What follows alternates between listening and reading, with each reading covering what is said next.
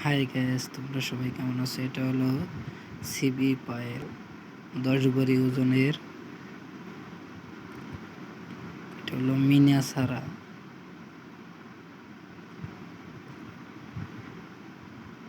অনেক সুন্দর একটা পায়ের,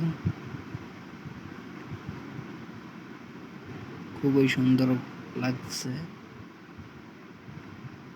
এটা হলো নাট সিস্টেম করা।